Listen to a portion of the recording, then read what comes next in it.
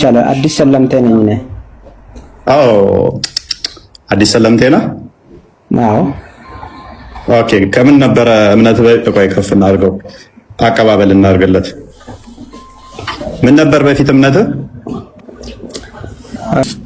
የናጂዋን ክርስቲያኖች አዳምጡ። የናጂዋን ክርስቲያኖች መስጊድ ውስጥ ቀድሰዋል አልቀደሱም የሚል ታሪክ አለ። ቀድሰዋል አልቀደሱም? ዋይ ፕሊዝ ቀድሰው ሆነ ወንድ ከሆነ ኡስታዝሽ ይወያያል ብለሽ ካልሽ ይኸው ፈቀድንልሽ፣ ከፍ አድርገንሻል። ቀጥይ። ትተማመኝበታለሽ? ኤችኤች ሌላው አክፍሎትን በተመለከተ የጌታችን የመድኃኒታችን የኢየሱስ ክርስቶስን መከራ አስበው ከድንጋጤያቸው ከፍርሃታቸውም ጭምር የተነሳና ከማዘናቸው የተነሳ ሐዋርያትም እመቤታችንም ከሐሙስ ማታ በኋላ አልበሉ። ማለት ሐሙስ ማታ ነው ጌታ ተላልፎ የተሰጠው። ሐሙስ ማታ ሐዋርያት ራት እንደበሉ ወንጌል ይገልጣል። ከዛ በኋላ ግን ጌታ ተላልፎ ተሰጠ፣ ይሁዳ አሳልፎ ሰጠው። ዓርብ ቀን ሙሉ የመከራ ቀን ነው። ከዛ በኋላም የጭንቀት ጊዜ ነው። ትንሣኤውን እስከሚሰሙበት ጊዜ ድረስ ሐዋርያትም እመቤታችንም አልበሉ። ስለዚህ ትክክለኛው የአክፍሎት ጊዜ ከሐሙስ ማታ በኋላ አለመብላት ነው። እኛ አቅም ስለሌለን ዓርብ ማታ እንበላለን። ከዛ በኋላ ቅዳሜን ሳንበላ እንውላለን። ከቅዳሴ እስከሚወጣበት ሰዓት ድረስ ምንም ሳንመገብ እንቆያለን ማለት ነው። አክፍሎቱ ይህንን ይመስላል። አጠቃላይ የሚችል ሰው አቅም ያለው ሰው ሐሙስ ማታ እንደበላ አይበላ። ነገር ግን እኛ አቅማችን ውስን ስለሆነ ዓርብ ማታ አራት በልተን ከዛ በኋላ አንበላ። ዓላማው ግን ምንድነው? የጌታችን የመድኃኒታችን የኢየሱስ ክርስቶስን መከራ ማሰብና የከበረ ስጋው መለኮቱ የተዋሃደው ስጋው በመቃብር ስለሆነ ያንን ለማሰብ ነው። እዚያ ጊዜ ማለት ነው። በየዓመቱ ይሞታል ይቀበራል ማለት አይደለም። ነገር ግን በመቃብር ስኩብ ሆኖ ያደረበት የዋለበት ስለሆነ ያንን ምስጢር ለማሳየት አክፍሎት እናከፍላለን ማለት ነው። ስለዚህ አክፍሎት ከዚህ የተነሳ ነው ሐዋርያትም እመቤታችንንም እያሰብን ሐዘናቸውን የምንካፈልበት ነው። አክፍሎት የሚባለው እሱ ነው። ሌላው እርድን በተመለከተ የሚነሳ ጥያቄ እንግዲህ የመጨረሻው 16ኛው እርድን በተመለከተ እርድን ማለት መቼ ነው የሚታረደው? ስንት ሰዓት ነው የሚታረደው? የሚሉ ተደጋጋሚ ጥያቄዎች ይነሳሉ። እንግዲህ ይሄ በጸሎተ ለትንሣኤ በበዓለ ትንሣኤ የምንጸልየው ጸሎት አለ። የሚደርስ ጸሎተ ቅዳሴ ስርዓተ ቅዳሴ አለ። ወተንሥአ እግዚአብሔር ከመ ዘንቅሐ እምነዋም የሚል ምስባክ አለ፣ አዋጅ አለ። ይህም ደግሞ ጌታችን መድኃኒታችን ኢየሱስ ክርስቶስ እንደተነሳ አዋጅን የምንናገርበት የምናበስርበት ሰዓት ነውና ስለዚህ እርድ የሚከናወነው ከዛ በኋላ ምስራቱ ከተነገረ በኋላ። ለምንድነው እንደዛ ቢሆነው? ያው ቡራኬ ለምሳሌ ቅዳሜ ጠዋት የቀዳም ስዑር ጠዋት ቡራኬ ይከናወናል። ቄጤማው ይባረካል፣ ኪዳንም ይደርሳል። ቄጤማው ከተባረከ በኋላ ለምእመናን እንዲከፋፈል ይደረጋል። በቄጤማው በኩል ብስራት ይላካል። ነገር ግን መስቀል መሳለም ግን የሚፈቀድበት ሰዓት ወተንሥአ ከተባለ በኋላ ክርስቶስ ተንሥአ እሙታን በዐቢይ ኃይለ ሥልጣን አሰሮ ለሰይጣን አግዓዞ ለአዳም ሰላም ኢየሱስ ኮነ ፍስሐ ወሰላም የሚለው ከተባለ በኋላና እግዚአብሔር ይፍታ ተብሎ ከተሰናበተ በኋላ ከዛ ሰዓት በኋላ መስቀል መሳለም ይጀመራል። ለምንድን ነው የሚለውን ፍትሐ ነገሥት አንድምታ ትርጓሜ በተለይ ያስቀምጣል። መስቀል ከስቅለት በኋላ መሳለም የማይቻለው ለምንድን ነው ቢባል ስኢም ግን ነፍስና ስጋ ተዋህደው ስላልተነሱ አይፈቀድም ይላል። ስኢም ማለት መስቀል መሳም መሳለም ማለት ነው። ለምንድን ነው ይልና ምክንያቱን ያስቀምጣል። ነፍስና ስጋ ተዋህደው እስኪነሱ ማለት ሃይማኖታችን ትንሣኤ ነው። አሁን ክርስቶስ ተሰቀለ፣ ሞተ፣ መከራ ተቀበለ ብለን ብቻ ሳይሆን የምንሰብከው ተነሳ ማለት አለብን። ምክንያቱም ትንሣኤን ካልሰበክን ሃይማኖታችን ከንቱ ይሆናል። ክርስቶስ ተነሳ ካላልን ሞተ የሚለው ለሙሴም ተነግሯል፣ ለኢሳይያስም ተነግሯል፣ ለሕዝቅኤልም ተነግሯል። ሞተ የሚለው ግን የክርስቶስ ዋናው ትልቁ ሃይማኖታችን ምንድነው? ሞተ ብቻ ሳይሆን ነፍሱን ከስጋው ጋር አዋህዶ በስልጣኑ ተነስቷል ብለን የምንሰብከው ስብከት ነው። ስለዚህ እሱ ወተንሥአ እግዚአብሔር ከመ ዘንቅሐ እምነዋም አምላካችን እግዚአብሔር ከተኙት ከእንቅልፋን መካከል ልክ ከእንቅልፍ እንደሚነቃ ልክ እንደዛ ተነስቷል ብለን የምንናገርበት ሰዓት እስኪደርስ ድረስ ምንም አይነት እርድ አይከናወንም። ይሄ አዋጅ ከተነገረ በኋላ እንግዲህ እንደየቦታው ሊለያይ ይችላል ሰዓቱ። በግምት ግን በአማካይ ከምሽቱ 2 ሰዓት በኋላ ከዚያ ሰዓት በኋላ ግን ማረድ ይቻላል። ብስራቱ ድል መንሳቱ ማሸነፉ ከሞት መነሳቱ የሚነገርበት ሰዓት ስለሆነ ከዛ በኋላ እርድ ይከናወናል። መባረክም ይቻላል። በየሰፈራችን በየመንደራችን ያለውን መባረክም ይቻላል። ቀሳውስትም በመስቀል ባርከው ማሳለም ይችላሉ። ከዛ ውጭ ግን የቀዳም ስዑር ቅዳሜ ጧት ቡራኬ የሚደረገው ቤተክርስቲያን ውስጥ ብቻ ነው። ቄጤማውም የሚከፋፈለው ከቤተክርስቲያን ብቻ ነው። በዚህ ምክንያት ቡራኬ ብቻ ይፈቀዳል። መስቀል መሳለም ግን ክርስቶስ ተንሥአ እሙታን በአብይ ኃይለ ሥልጣን ከሚለው ሰዓት በኋላ ነውና ስለዚህ እርድም የሚደረገው ከዛ ሰዓት በኋላ ነው። አዲስ ሰለምቴ ነኝ እኔ። አዎ አዲስ ሰለምቴ ነው። አዎ ኦኬ። ከምን ነበረ እምነት በቆይ ከፍ እናድርገው፣ አቀባበል እናድርግለት። ምን ነበር በፊት እምነት? ካቶሊክ። ካቶሊክ ምን ማለት ነው? ካቶሊክ ማለት ምን ማለት ነው? እሱ ሰው የሰጠ ስያሜ ነው ከመጽሐፍ ቅዱስ ውስጥ። ምን ማለት ነው? ካቶሊክ ማለት ምን ማለት ነው? ምንድን ነበር የሚባለው? እየጠየክ ነው? ምንድን ነው ካቶሊክ? አንተ ስታወራ እስኪ በፍቅር አውራ። በሃርድ ምን ማለት ነው ካቶሊክ ማለት? ከእንዳንተ አይነት ምን እንማራለን እኛ? ምን ማለት ነው? ተመካከሩ፣ ችግር የለውም። ምን ማለት ነው? ሚት አድርገህ ሰርች አድርገህ በቃ እስልምና ፖለቲካ ያው ወጣ፣ አያችሁ፣ ወጣ ገና በአንድ ጥያቄ ማለት ነው። ለምን ካቶሊክ እንዳለ ታውቃላችሁ? ኦርቶዶክስ ቢል አጠና ቁጭ ብሎ ኦርቶዶክስ ቢል ይጠይቀኛል። ስለዚህ ካቶሊክ ብል ስላልተለመደ አይጠይቀኝም ብሎ አስቦ ነው አይደለም? ያ ፕሮቴስታንት ብል የተለመደ ነው። ካቶሊክ ኦርቶዶክስ ብል የተለመደ ነው። ካቶሊክ ብል ግን አይጠይቀኝም ማምለጥ እችላለሁ ብሎ ነው። ሁሌ ውርደት፣ ሁሌ ውሸት የእስልምና መገለጫ። አሁን ምንም ስድብ አልተሳደብኩም፣ አይታችኋል። ካቶሊክ ማለት ምን ማለት ነው ብዬ ስል ከኋላ ያለው ምን ነበር አለው ጠየቀው። ከዛ መልስ ምን ላይ ሳይሰጠው ሲቀር ጊዜ ካንተ ምን እንማር ብሎ አቤት ውርደት፣ አቤት ውርደት። እስልምና በልጆቿ ዘንድሮ እንደተዋረደች ትቀጥላታለች። እንደተዋረደች እድሜ ልኳን ሰለምቴ ብለህ ስምህን መጻፍ ትችላለህ። እንደተዋረዳችሁ ትቀጥሏታላችሁ። እኛ ቤት ተሳስታችሁ ከገባችሁ እድሜ ልካችሁን ትዋረዷታላችሁ። ውርደታችሁን እያጋለጥን እስልምና ፖለቲካ፣ እስልምና ውሸት ራቁቱን እናስቀረዋለን። እንደዚህ ወራዳ ኡስታዞቻችሁ ወራዳ፣ እናንተ ወራዳ። ሶሪ ይሄ መገለጫችሁ ስለሆነ ነው። ውሸት መገለጫችሁ ስለሆነ አዳዲስ ስም እየጻፋችሁ ሰለምቴ ማለት መለጠፍ ትችላላችሁ። መፍታችሁ ነው። የሚከብረው አምላካችሁ በውሸት ስለሆነ ሳዳም ሰለምቴ ነሽ። ከፍ እናርጋት እስቲ፣ ከፍ እናርጋት። ምን ነበር በፊት እምነትሽ ሳድዬ? ሳዳ አስባ በቃ እኔም ሰለምቴ ነኝ አለሽ። በቃ እስልምና ምላሽ ሲያጡ መጨረሻ ላይ የሚያደርጓት ነገር ምንም በቃ ሲጨንቃቸው በቃ ሰልሜ ነው ብዬ ፖለቲካ ልስራ። ሳድዬ ከገባው ጀምሮ ይኸውልሽው ለ3 ሰዓት ተኩል አብረሽኝ ቆይተሻል። መጨረሻ ላይ ሲጨንቅሽ በቃ እኔም ሰለምቴ ነኝ አለች። ለነገሩ እውነቷን ነው፣ ሰለምቴ ነች። ምክንያቱም ከተወለደች በኋላ ነው ይሄንን አጋንንት የሆነ አስተምሮ የተቀበለችው። ቤተሰቦቿ እንድትቀበል አድርገዋታል። እናትሽ ነች ወይንሽ አባትሽ? ያው እናትና አባቷ ሙስሊሞች ስለሆኑ በእነሱ አማካኝነት ሰልማለች። እናትና አባቷ ሙስሊሞች ስለሆኑ ሰልማለች እና አጋንንታዊ አስተምሮቱን ተዋህደዋለች፣ ተከትለዋለች። ሳድዬ ማይክሽን አንሺ እስቲ። የናይጄሪያን ክርስቲያኖች መስጊድ ውስጥ ቀድሰዋል ብለህ ታምናለህ?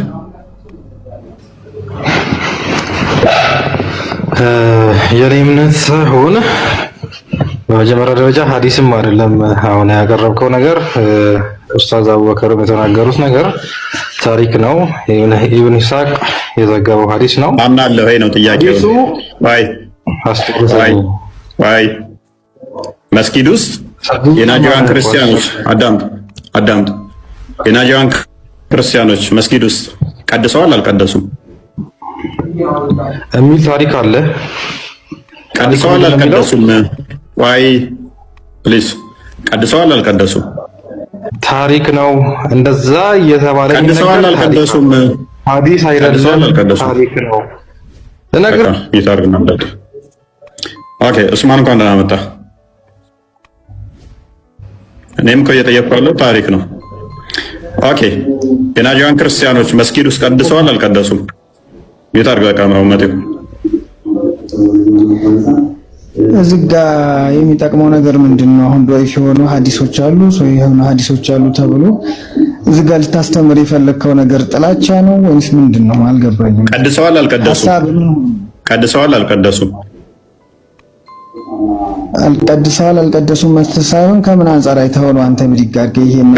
ከምንም አንፃር ሊያው ከምንም አንፃር ሊያው የናጂያን ክርስቲያኖች በመስጊድ ጥላቻ ሊፈጥር ነው የሚችለው እንጂ ምን ይችላል? አዳም የውሸት ታሪክ እንደፈጠሩ ላሳየና 3000 ሰው በውሸት ታሪክ ባልሆነ ታሪክ በቅጥፈት እስልምና የተመሰረተ እንደሆነ ኦዲየንስ እንዲረዳ አደርግበታለሁ። ስለዚህ ሁለት አማራጭ ነው ያለ፣ ከሁለት አንዱ ነው የምመርጠው። ቀድሰዋል ወይ ነው ማጋጨት ማስማማት ይቻላል። ኡመቴው ከሰርተውንና ታጣብ ያረክ ትማራለህ። በቃ ሁለት አማራጭ አለ። ቀድሰዋል አልቀደሱም? ቀድሰዋል አልቀደሱም ከሚለው መካከል አንተ ምንድነው ፍላጎትህ ነው? አሁን እየተከተሉ ያሉት አንተ ክርስትናን እያስተማርክ ያለ ሰው ነው። በቃ ሚታርግ በቃ ለምን መመለስ እንዳልፈለጉ በእምነታቸው ላይ እንዴት እንደተሸማቀቁ የምታውቁት ከምን መሰላችሁ? አሁን ሁለት ነገር ሆነባቸው። ሚታርግ በቃ ሚታርግ ቀጣይ ካነሳ ከሰርቶ ሆናለህ። ሳዳ ሚታርግ በእምነታቸው ላይ እንዴት እንደሚሸማቀቁ በደንብ አስተውሉ። ኡስታዞቻቸው ምን ብለዋል? የናጂያን ክርስቲያኖች መቀደስ እንደሚችሉና ሲቀድሱ እንደነበረ ተናግረዋል። እንደዚህ ከሆነ ነብያቸው ከቁርአን አይመራም ነበር ማለት ነው። ከቀደሱ ነብያቸው በቁርአን አይመራም። ምክንያቱም እኛ ሙሐመድ ያመጣው አላህ ጣዖት ነው ብለን ነው የምናምነው። ሙሐመድም ሐሰተኛ ነብይ ነው ብለን ነው የምናምነው። በመስጊድ ውስጥ ገብተን ሙሐመድ ሐሰተኛ ነብይ ነው፣ አላህ ጣዖት ነው እንድንል ሙሐመድ ፈቅዷል እያሉን ነው። የናጂያን ክርስቲያኖችን ሲጀመር አጥፍቷቸዋል። በአረብ አካባቢ አረብ ሰላጤ ያሉት እንዲወገዱም ተደርገዋል። የተወገዱት አካላትን በህይወት ቢኖር ደግሞ የተረፉ በአረብ ፔኒንሱላ የሚኖሩትን ሊያጠፋ እያቀደ እየተናገረ ጣር ዞት እንኳን ባለበት ሰዓት ላይ የተናገረው አለ። ነገር ግን ሙሐመድን ጤናማ ለማስመሰል መስጊድን እንኳን ይፈቅድ ነበር፣ መስጊድ እንኳን ያሰግድ ነበር ብለው የሐሰት ታሪክ ይፈጥራሉ። እንስማማላቸዋለን። በቁርአናቸው አይመራም ሙሐመድ ማለት ነው። ግን አንድ መረጃ እንጠይቃቸዋለን። አሁንም ኦተንቲክ የሆነ አንድ መረጃ እንጠይቃቸዋለን። ይሄንን ለቀጠፋችኋት ለዋሻችኋት አንድ ማስረጃ ኡስታዞቻችሁን ዲፌንድ ማድረግ ትችላላችሁ፣ መፍታችሁ ነው። ቁርአናችሁን ግን እንቀብረዋለን። ሁለት አማራጭ ነው ያላችሁ፣ ወይናው ወይና አይደለም። ቁርአናችሁን አንደኛ የተወሰኑትን ኡስታዝ ስትታደጉ ደግሞ ሌሎችን ኡስታዞች እንድመቷቸው እናደርጋችኋለን። ስለዚህ ነብያችሁ አንድ በቁርአን አይመራም። ሁለተኛ ግን ማስረጃ ታመጣላችሁ። ማስረጃ ይመጣለታል ማለት ነው። ማስረጃ እንጠይቃለን። እያንዳንዷ የረጫችኋት የሐሰት መረጃ እስልምና በውሸት ላይ የተገነባ ክርስቲያኖችን ለማጭበርበርና ለማታለል የሚሰራ ፕሮፓጋንዳን እንዳለ ያለ መረጃ የምታወሩትን በዳኢፍ መረጃዎችና በሙርሳል መረጃዎች ለምን እሱ ጋር እፎይ ይምጣና እንወያይ ምናምን ሲባል ለምን ነው የቀረው? ለምን 17000 ሰው ቁጭ አድርጎ እዛ ሴቶች ጋር ሲርመጠመጥ ነበረ። እፎይ 17000 ሰው ዲቤት እየጠበቀው ከሴቶች ጋር ሲርመጠመጥ ነበረ። ትዝ ካለሽ ሜቢ ያን ጊዜ እርግጠኛ ነኝ ተውና ማለት ነው ጠብቂን አቅርቦለት ነበረ። ለምን ቀረ? ሂጂና አሁን ይኸውልሽ በኮሆስት የሚገባ ከሆነ ሂጂና ንገሪው። አይደለም ከእፎይ ጋር ከኔ ጋር መግባት የሚችል ከሆነ አሁን የጠራሽው ኩርስ ነው ያልሽው መግባት ከእፎይ ጋር አይደለም ከኔ ጋር በኮሆስት መግባት የሚችል ከሆነ ማለት ነው ሂጂና ጥሪው። ለምን ጥሪ ያለለት ይመጣል። እሱ ራሱ አይፈራህም። እሺ ያው ራሷ ከፍ ትበልና አይፈራም ብላለች። እኛም እውነቱን እንድናውቅ አንተም በቤትህ ክርስቲያንም በቤቱ በኮስት ስሙን ጥሪና ተቀበል በይው እስቲ። ወንድ ከሆነ ኡስታዝሽ ይወያያል ብለሽ ካልሽ ይኸው ፈቀድንልሽ፣ ከፍ አድርገንሻል። ቀጥይ። ትተማመኝበታለሽ? ኤችኤች ግን አሁን ግን ኦንላይን የለም። ስለዚህ ሲገባ አመጣው እኮ ሲገባ ችግር የለውም። ስትገባ በኮስት ተወያይ። ኡስታዛችን በኮስት ተወያይ፣ አታሳፍረኝም። በፈለከው ቀን በተመቸ ቀን አሳፍረኝ። ኮንፊደንስ ነው ሲጀመር ይሰራልና ተወያይ እኮ እንደዚህ ስላመንሽ ኡስታዝ እባክህ እንዳታሳፍረኝ በኮስት ዲቤት ግባ፣ እውነትን እንድናውቅ በይው። ይኸው ፈቀድኩልሽ።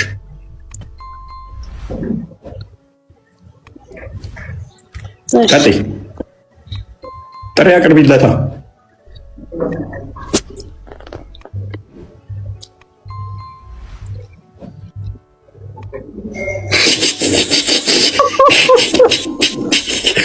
እህቱ ነች ወይንም ሚስቱ ነች? እቺም ፖለቲካ ስሪልኝ እባክሽ፣ እንደምንም ግቢና ፖለቲካ ስሪልኝ። እንደምንም ግቢና እኔ ጎበዝ እንደሆንኩ እንዲታወቅ እንደዛ እንዲባል እንዲመስል ግቢና እባክሽ። ከኔ ጋር ለምን አትወያይም? በይ ዝም በይና ፖለቲካ ስሪ። ዝም በይና ሙስሊሞችን ጭንቅላታቸውን እንያዝ፣ ቢያንስ እንመልሳለን አይነት ስታፍ ከኔ ጋር በኮስት አይደለም በኮስት ለማንኛውም አሁን ባለኝ እውቀት ላይ ማለት ነው እኔስ አጥቤ ጨምቄ አስጥቼ ቲክቶክ ደግሞ እንዳይገባ ነው ማደርገው። ደግሞ ማለት ነው አይደለም እሱ ከሱ ሶስቱን እኔ ሶስት ፈቅድላችኋለሁ። ሶስት ዞ እንዲመጣ ማለት ነው። ይምጣ ከሱ የተሻሉ ትልልቅ ኡስታዞቹን እዛቸው ይምጣ። ሶስት ፈቅድላችኋለሁ። ብቻዬን እገባለሁ። ሶስት አስከትሎ ይምጣ። ሶስቱን ጥሪ ያደረኩላቸው እነኛ ሶስቱን ደርቧቸው ይምጣ። ብቻዬን እገባላችኋለሁ። በኮስት ገርፌ ግብአተ መሬታቸውን ፈጽሜ እልካቸዋለሁ። ያውቃሉ ምን ሌብል ላይ እንዳለን ያውቃሉ እኮ ማለት እዚህ ከመበጥረቅ ወንድ ከሆንክ ለምን አትገባም? ያው ጥሪ አቅርቢለት። አንቺም እስቲ ከፍ በይና እስቲ እንደ እህትሽ ዘለሽ አትወጪም ብዬ አስባለሁ። እባክህ ኡስታዛችን አታሳፍረንም፣ እንተማመንብሃለን። በኮስት ዲቤት ግባ በይው እስቲ። ያው ስሙን ጥሪና በይው እስቲ ጥሪ አቅርቢለት። እኔማ አልኩት እኮ አይመጣም። እንደ ነብዩ ከከድጃ ቀሚስ ስር እንደማይወጣው የሆነ ነገር ሲመጣበት ሮጦ እንደ ከድጃና አይሻ ቀሚስ ውስጥ እንደሚገባው እኔ ፊት መቼም አይመጣም። መቼም እሺ ያው ጥሪ አቅርቢለት እስቲ። ማለት አንተ መሄድ አትችልም። አይ ጥሪ አቅርቢለት። እኔ እሱ በመሄድ አይጠበቅብኝም፣ እሱ ምን ይበይ መምጣት አይጠበቅበትም። ኮስት እንገናኝ እስቲ ወንድ ከሆነ ኮዚክ ተረት ከምታወራ ጎበዝ ኡስታዝሽ ከቤቱ እንደማይወጣና ተረት ተረት እንደሚያወራ ገብቶሻል ማለት ነው። እኛም እያልን ያለነው ይሄንን ነው። አንዱን አይደለም ለሶስቱ ፈቅጄላቸዋለሁ። ሶስቱም ሆነው ይምጡ። አዳምጪ፣ ለሶስቱ ፈቅጄላቸዋለሁ። ሶስቱንም በኮስት ገባላቸዋለሁ። በአንድ ቀን በተመሳሳይ ሰዓት ገባላቸዋለሁ። ግብአተ መሬታቸው ነው ፈጽመው አሁን ባለኝ እውቀት ላይ አሁን ባለኝ አረዳድ ላይ እነሱ 10 ምናምን ዓመት ነው ያገለገሉት። 10 ምናምን ዓመት እኔ ማክሲመም ገና 3ኛ ዓመቴ ነው። ለአንዴና ለመጨረሻ ግብአተ መሬታቸው ፈጽማለሁ። አይ ቲንክ ዋናቸው ኡስታዝ ወደ 20 ዓመት ምናምን አገልግሏል ቆይቷል ሲናገር እንደሰማሁት። ሌሎቹ ከ10 ምናምን ዓመት በላይ ነው። ደግሞ ቲክቶክን እንዳያዋት ነው ማደርጋቸው። ለሶስቱ ፈቅጄላቸዋለሁ። በተመሳሳይ ባንዴ ገባላቸዋለሁ በኮስት ግን አጤረራ ጥለው ነው የሚመጡት። ይሄንን ንገሯቸው። እኔ ጋር በጭንቅላት ነው እንጂ ባጤረራ አይደለም። ቀጥታ ዳይሬክት ነው የምንከፍተው። የተቀባጭ አጤረራቸውን እንደ ነብያቸው ድንጋይ ነበር ቂጡ የሚጠርግበት፣ አጤረራቸውን ቂጣቸውን ይጥረጉበት። በጭንቅላታቸው ነው ማለት የሚሰማ ሰው የለም። አይ አጤረራው ጭንቅላታቸው እኮ ነው። እሱን አስቀምጠውማ እንዴት መግባት ይችላሉ? ሊቃውንቶቹ ደግሞ ምን ይላሉ? ሐዋርያው ቅዱስ ጳውሎስ ነው ይላሉ፣ ዮሐንስ ነው ይላሉ፣ ማቲው ነው ይላሉ። መጽሐፍቶቻቸው ደግሞ እስልምናን ጠልዞ እንደሚጥል የሚያውቁ ደግሞ ምንም እንኳን ጳውሎስ የጌታ ደቀ መዝሙር ነው ቢሉም ሊቃውንቶቻችን ጳውሎስን ዝም ብለን እንስደበው። ቁርአናቸው ደግሞ ምን ይላል? በታሪካቸው ውስጥ ለአእምሮ ባለቤቶች በእርግጥ መገሰጫ ነበረ። ይህ ቁርአን የሚቀጣጥፍ ወሬ አይደለም፣ ግን ያንን በበፊቱ ያለውን አረጋጋጭ ለነገር ሁሉ ፓርሻሊ አይደለም፣ ለነገር ሁሉ ለሚያምኑ ህዝቦችም መሪና ችሮታ ነው። ለነገር ሁሉ ገላጭና አብራሪ ከሆነ ሐዋርያቶቹ እነማን ናቸው? አይታወቅም። ቁጥራቸው ስንት ነው? አይታወቅም። የት ሀገር አስተማሩ? አይታወቅም። እንዴት ነው የሆኑት? አይታወቅም። ኢሳ እንዴት ሄደ? አይታወቅም። ኢሳ ምን ሰራ? አይታወቅም። ምን አስተማሩ? አይታወቅም። እንዴት ወሲብ ማድረግ እንዳለብህ፣ እቃ እንዴት መዋስ እንዳለብህ፣ ምግብ ለመብላት ቤት መቀመጥ እንደሌለብህ፣ ሴትን ልጅ እንደ ቁራሌ መለወጥ እንዳለብህ፣ ስድብ በደንብ ተጽፏል ቁርአን ውስጥ። ታሪክ ሲኮርጅ መሐመድ በስራ ስላልኮረጀ ማለት ነው። በጣም እናዝናለን። በጣም ነው ማዝነው። ሴጣን ምን ያህል ሊሰራ እንደሚችል በሰዎች ላይ አይምሯቸውን ምን ያህል ማኒፑሌት አድርጎ ሴጣን ሊጫወትባቸው እንደሚችል ስታዘብ በጣም ነው የምታመመው። ማለት ምን ያህል አጋንንት የሰዎችን አይምሮ ሊቆጣጠር እንደሚችል። አንዳንዶቹ 19 ናቸው ይላሉ፣ አንዳንዶቹ 15 ናቸው ይላሉ፣ አንዳንዶቹ 14 ናቸው ይላሉ፣ አንዳንዶቹ 12 ናቸው ይላሉ፣ አንዳንዶቹ 13 ናቸው ይላሉ። የጌታ ደቀ መዛሙርቶች እርስ በርሳቸው የተጋጩ ማለት ነው። የኢሳ ሚሽን ምን ነበረ? የበላይም ከሆነ ደቀ መዛሙርቶቹ ወይንም ሐዋርያቶቹ አሸናፊና ኃያል ከነበሩ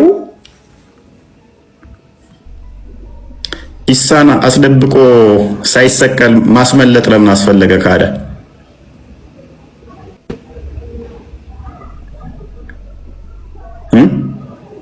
እነኚህ ደቀ መዛሙርቶቹ የበላይ ናቸው ከተባለ ሁለት ሆነው ሄደው እንዳስተማሩ ያምናሉ።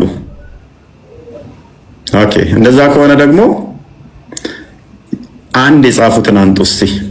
ሁሉም ያስተማሩ ክርስትና ነው አይደለም? ከክርስቲያኖች ታሪክ ከዓለም ታሪክ እንዴት እንደተገደሉ ማለትም እንዴት ሰማዕት እንደሆኑ ማንኛውም የትኛውም ከኤቴስቶችም ታሪክ ማምጣት ትችላላችሁ። ሁሉም የሚስማሙበት ክርስትናን ሲሰብኩ እንዴት እንደተሰቃዩ ይታወቃልና አንድ ማስረጃ ማምጣት አይችሉም። እነሱ አንድ ማስረጃ ማምጣት ስለማይችሉ በጨለማው በድፍኑ ስማቸውን አይናገሩም፣ ቁጥራቸውን አይናገሩም፣ ምን እንዳስተማሩ አይናገሩም፣ የት እንደኖሩ አይናገሩም።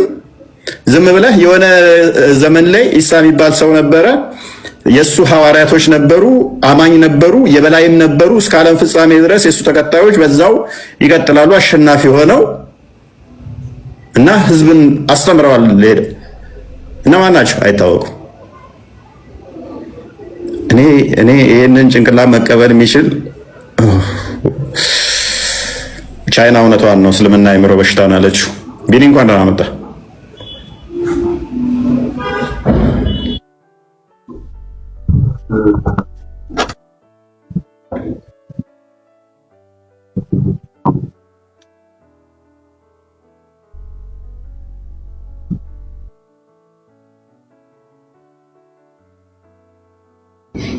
የሴት እድል ሊሆን አይችልም። ስለ ሴት የቆመ ሳይሆን ለወንዶች የቆመ ነው። በጣም በብዛት ማየት ይቻላልና የወንድ እድል ነው የሚባለው ራሱ መጽሐፉ ራሱ የወንድ እድል እንደሆነ በግልጽ ያሳያል። እስካሁን ስትናገረውም ነበር። ብዙ ማውጣት ይቻላል። በተለይ የሴቶች ምዕራፍ ተብሎ የተቀመጠ ላይ እዛ የወንድ እድል እንደሆነ ወይም የወንድ የበላይነትን የሚያስቀጥል መጽሐፍ እንደሆነ በግልጽ ያስቀምጣልና ወንድማችን አልተሳሳትክም። የወንድ እድል ስለሆነ የሴት እድል ሊሆን አይችልም። የሴት እድል የሚቆመው ለሴቶች መብት ነው፣ ሴቶች የሚሰባሰቡበት ነው። ቁርአን ደግሞ ለሴቶች መብት አንድም ቦታ ስላልቆመ የወንድ እድል ስለሆነ ስህተት ተናግረሃል ብዬ አላስብም። ለማንኛውም ይሄን ለማለት ነው። ቀጥሎ እፎይ።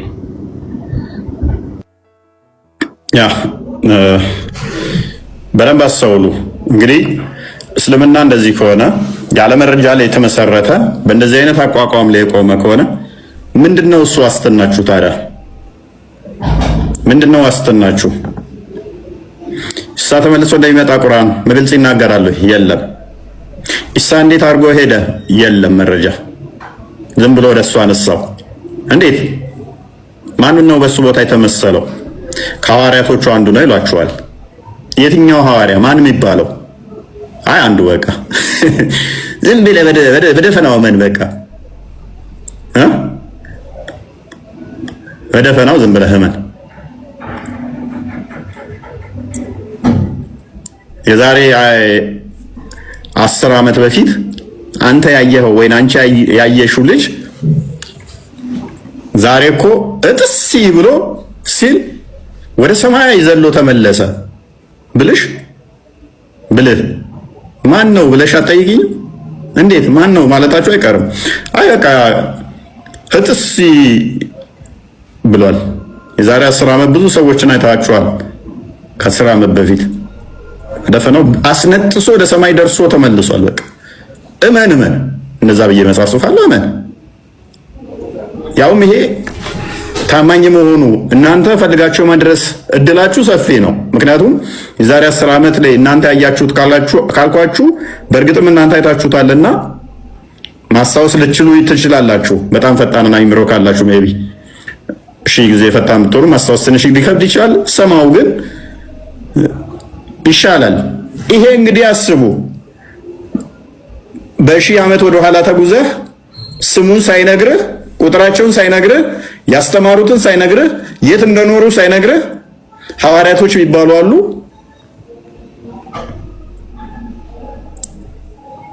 አሸናፊም ናቸው፣ የበላይም ናቸው፣ መሪም ናቸው።